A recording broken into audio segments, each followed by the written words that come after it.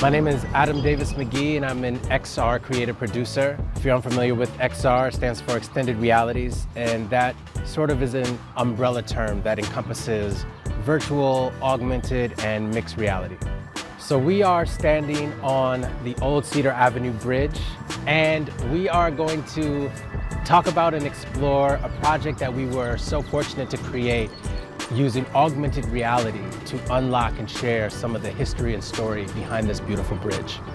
The inception of how this project came about was a collaboration between Nancy Musangusi and I. We're longtime collaborators. Nancy is an incredible photographer from Minneapolis. Nancy and I sat down with some of the folks from the city, and we began to talk about what it could look like to share some of the stories in the history with one of Minnesota's oldest and unique bridges. And that's how we started creating some of these.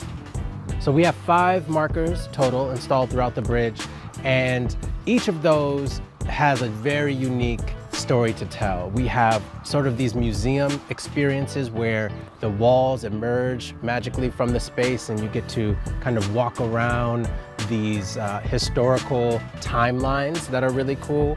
We have playful, gamified sort of experiences with puzzles. When you open up your Snapchat app, you go and just point your camera to the marker and you tap and it unlocks. It gives you the name, so this one is the Wings. So for the Wings, this is where we get to have some fun with our selfie camera. Oh, and then you get your instructions. You also get like what this experience is about. So with the Wings, we have some fun being able to kind of highlight some of the wildlife that's here in the refuge. So we have the eastern tiger swallowtail, which has like a fun like tidbit. Butterflies taste with their feet. I didn't know that. When we talk about placemaking initiatives, which is what this bridge, this project was about, is about placemaking, you know, being able to invite and include some of the different cultures and ethnicities that live and coexist throughout the city of Bloomington was really important. So we tried to think of some ways to represent some of those cultures and specifically through language.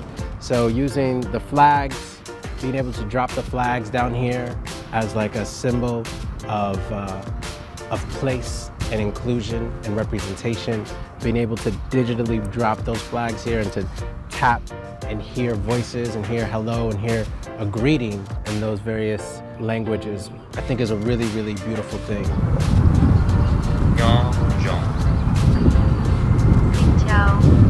One of my personal favorite lenses is where we have the aurora borealis that unfolds and turns the entire sky above you here on the bridge into the northern lights, which even during the daytime, I think is pretty cool.